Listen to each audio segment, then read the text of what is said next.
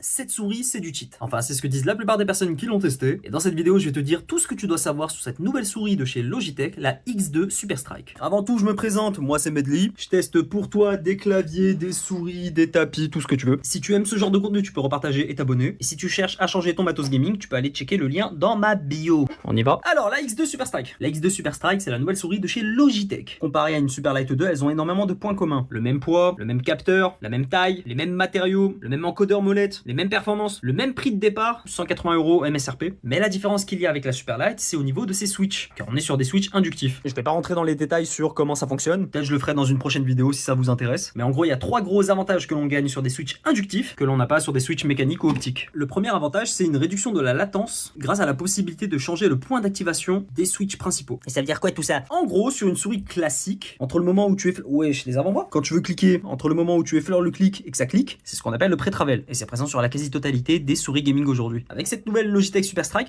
il n'y en a pas. Point. Tu peux choisir où est-ce que ça va cliquer. Tu peux faire en sorte où à peine tu effleures, ça clique, ou au contraire, tu peux paramétrer de manière où le clic s'active quand tu appuies jusqu'au bout. Et ça, c'est vraiment cool. On peut comparer ça au clavier aujourd'hui. Les switches de l'époque, c'est des switches bleus, tu sais, ceux qui font du bruit, qui cliquent, qui font... Et les switches de la Super Strike, ce sont des switches linéaires magnétiques. C'est-à-dire que tu peux choisir le point d'activation où tu veux. Le deuxième avantage, c'est encore une réduction de la latence, mais cette fois-ci grâce à l'implémentation du système Rapid Trigger. C'est quoi le Rapid Trigger? En gros, le clic se désactive au moment où tu relèves le doigt, et pas au moment où tu dépasses le point d'activation.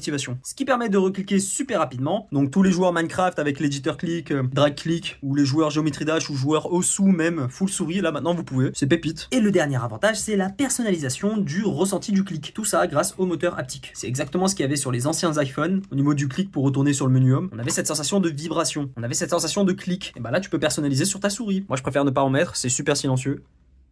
Genre vraiment, il n'y a pas de bruit. En tout cas, si la souris vous intéresse, vous pouvez aller la choper en bio.